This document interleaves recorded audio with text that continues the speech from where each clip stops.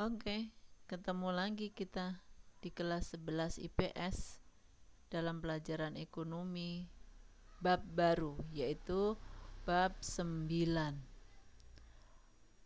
Oke, langsung buka aja bukunya. Perihal bab 9, yaitu tentang perdagangan internasional. Nah, kita harus mengerti dulu apa sih perdagangan. Pada dasarnya perdagangan itu berasal dari kata dagang. Berarti kegiatan untuk menjual dan membeli, atau bisa diartikan juga sebagai kegiatan menjual dan membeli produk antar negara berdasarkan perjanjian atau kesepakatan. Kenapa antar negara? Karena sekali lagi kita membahas perihal perdagangan internasional. Jelas ya? Itulah pengertian perdagangan. Kita lanjut, yaitu manfaat perdagangan internasional. Manfaat perdagangan internasional dibedakan atas dua bagian. Bagian yang pertama yaitu perekonomian Indonesia. Kita bahas dulu ini, perekonomian Indonesia. Manfaat perdagangan bagi perekonomian Indonesia itu apa? 1. Menjalin persahabatan antar negara. Yang kedua apa? Memperoleh barang-barang yang tidak diproduksi di dalam negeri. Ya, kalau kita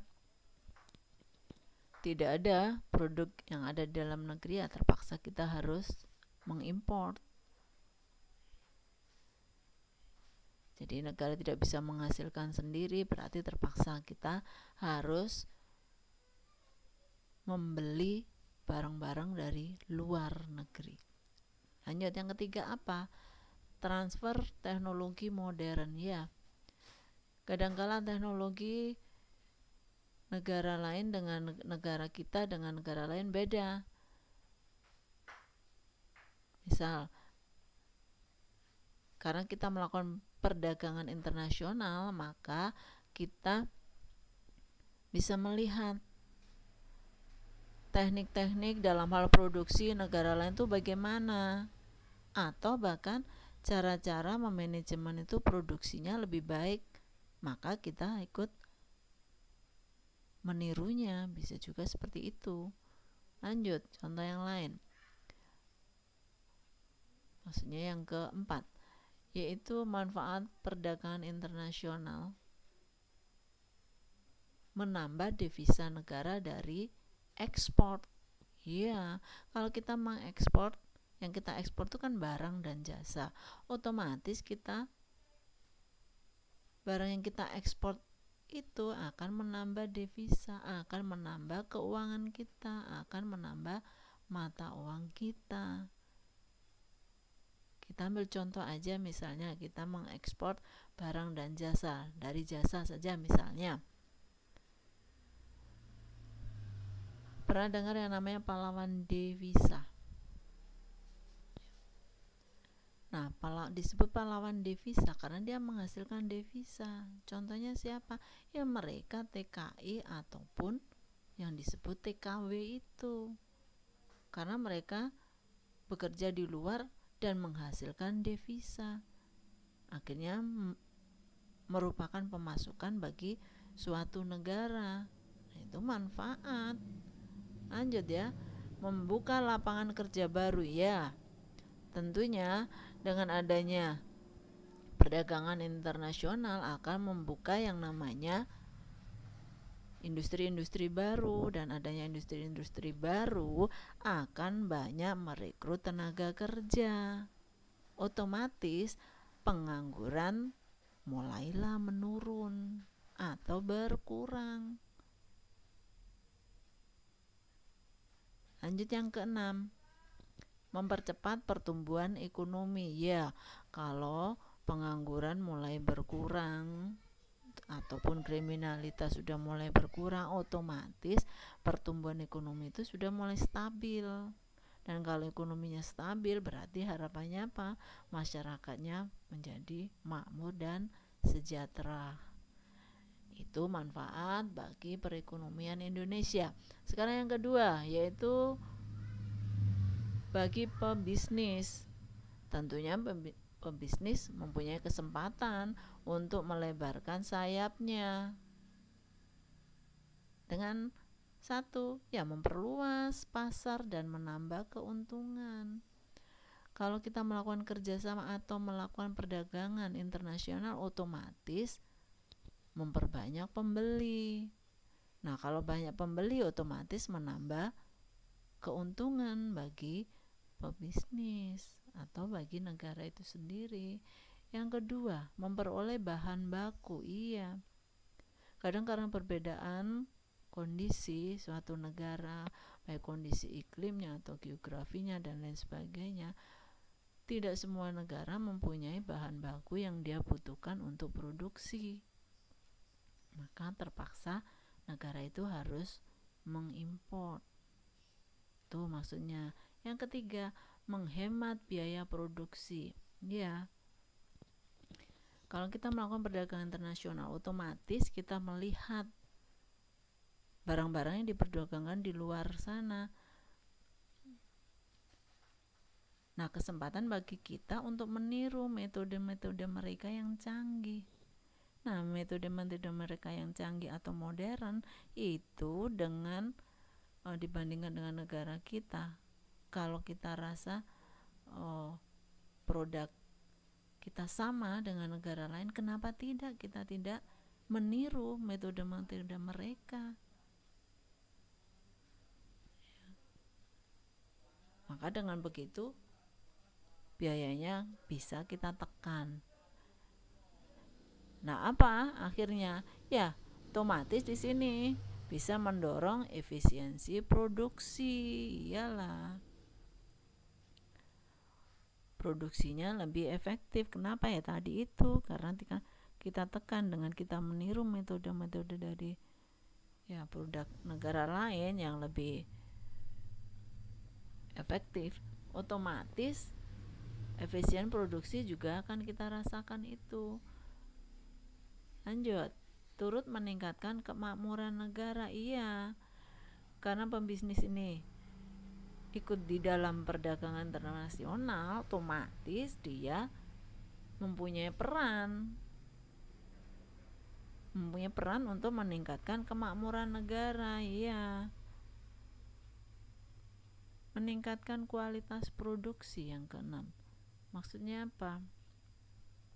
Ya, dengan kita melakukan perdagangan internasional, otomatis kita tahu kualitas produksi negara lain. Maka dengan begitu kita bisa ya belajar atau bahkan meniru kenapa kualitas produksi mereka itu bagus. Nah, dengan kita melihat seperti itu atau bahkan meniru, otomatis akan meningkatkan kualitas produk dalam negeri, dan artinya apa? Negara kita bisa bersaing di luar sana. Itu ya, perihal manfaat perdagangan luar negeri atau perdagangan internasional yang dibedakan atas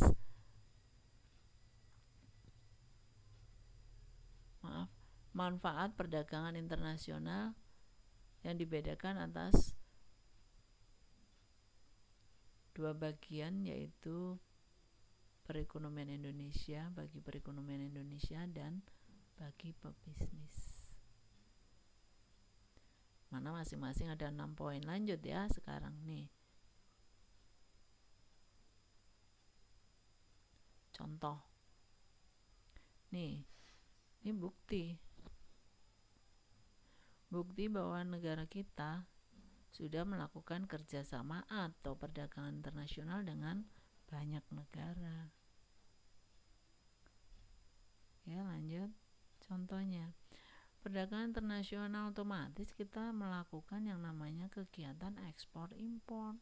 Nih contohnya, apa aja yang diekspor? Nah, bagi negara kita banyak, ekspor bidang ikan, ekspor sayur mayur, dan banyak lagi yang lain. Nah, dari sini akhirnya kita menginjak faktor pendorong dan penghambat perdagangan internasional. Apa faktor pendorong?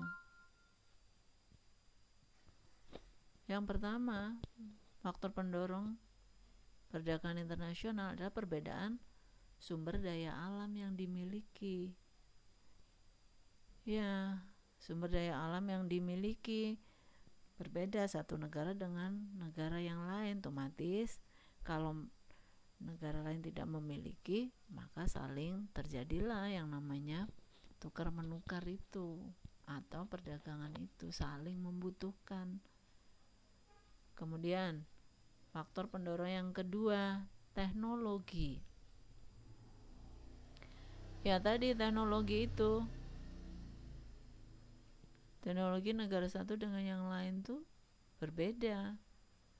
Ada teknologi yang canggih, contohnya negara Jepang, teknologi udah canggih. Nah, maka kita mulai kita lihat, kita tiru metode-metode atau bahkan teknik produksi ataupun apa tadi, cara-cara manajemen produksi yang lebih bagus, lebih canggih. Nah, itu kita tiru sehingga apa? Negara kita akan lebih baik lagi. Kemudian yang ketiga, penghematan biaya produksi spesialisasi. Ya, tadi kita singgung di situ. Penghematan biaya produksi. Ya. Dengan adanya kita meniru metode atau teknik produksi ataupun cara-cara manajemen yang bagus kita tiru, otomatis produksi kita yang bersaing dengan luar negeri bisa kita tekan biayanya. Ya, mengingat produksi kita misalnya sama dengan mereka, artinya bisa kita tekan dengan kita meniru teknik produksinya ataupun cara-cara manajemen produksinya. Nah, perbedaan selera iyalah. Perbedaan selera pasti, maka di sini akan terjadi yang namanya perdagangan internasional. Itu ya pendorongnya. Ada 4. Lanjut sekarang. Apa faktor penghambatnya? Faktor penghambatnya 1, yaitu perbedaan mata uang antar negara. Mengapa kok menjadi penghambat ini? Ya, karena mata uang masing-masing negara kan berbeda. Nah, dengan adanya mata uang yang berbeda ini, maka nilai mata uangnya ya berbeda pula. Nah, dalam hal melakukan perdagangan, maka mata uangnya ini harus dikonversikan dulu ke mata uang negara yang berkaitan. Nah, itulah kesulitannya, penghambatnya. Kemudian yang kedua, kualitas sumber daya yang rendah. Ya, kualitas sumber daya yang rendah atau bahkan sumber daya manusia yang rendah. Nah, ini mengakibatkan apa? Otomatis kualitas produksinya juga akan rendah pula kalau SDA atau sumber daya alam dan sumber daya manusianya. Kemudian yang ketiga, pembayaran antar negara sulit dan resikonya besar. Ya, pada dasarnya perdagangan internasional ya terjadi, maka di sini pembayarannya bila dilakukan secara tunai ya merepotkan sekali, bahkan risikonya lebih besar. Maka di sini seringkali dilakukannya atau menggunakan LC. Pernah dengar LC? LC itu letter of credit, atau bahkan telegrafi transfer. Ya, tapi ini yang membuat prosesnya panjang. Maka ini dikatakan pembayaran antar negara sulit dan resikonya besar. Lanjut ya, yang keempat. Adanya kebijakan impor dari suatu negara. Ya, kebijakan impor dari suatu negara. Ya, kadang negara menetapkan kebijakan impor, khususnya apa? Ya, perihal tarifnya. Supaya apa?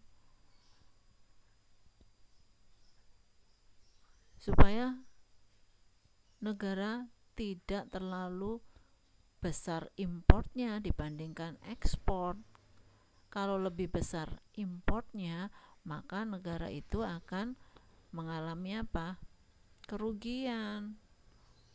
Maka harapannya dengan adanya pembatasan impor dengan tarif, maka itu tujuannya adalah untuk memprotek atau melindungi produk dalam negeri. Itu maka muncul kebijakan importnya, biasanya di bidang tarif ya. Oke, lanjut.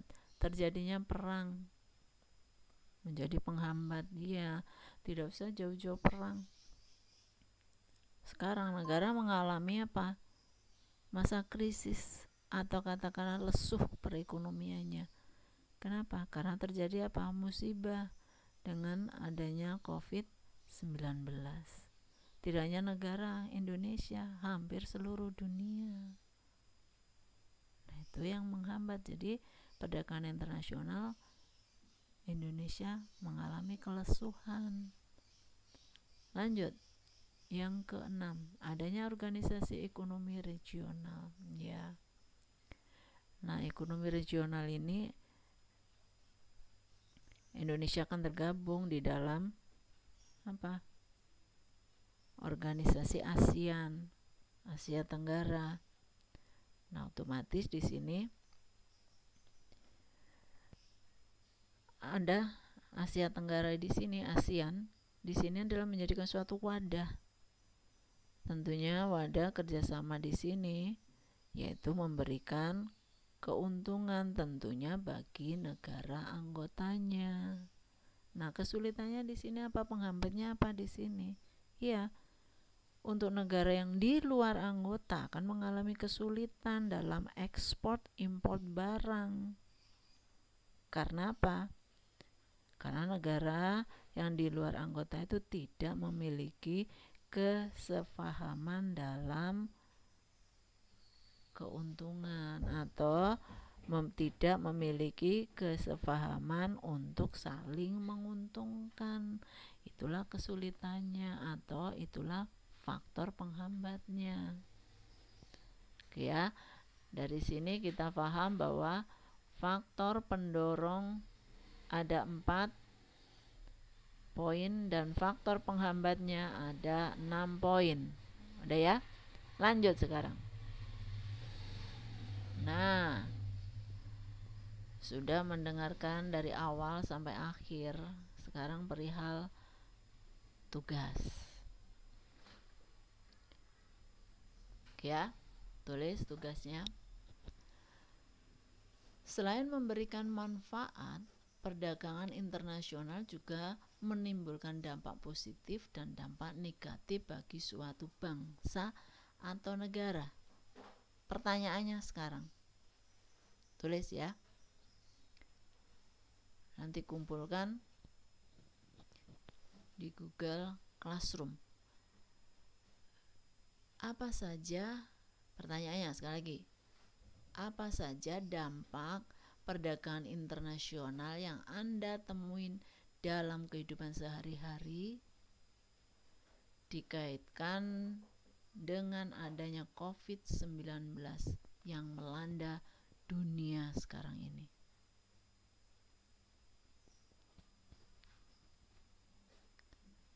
Ya, itu materi hari ini yang Ibu sampaikan.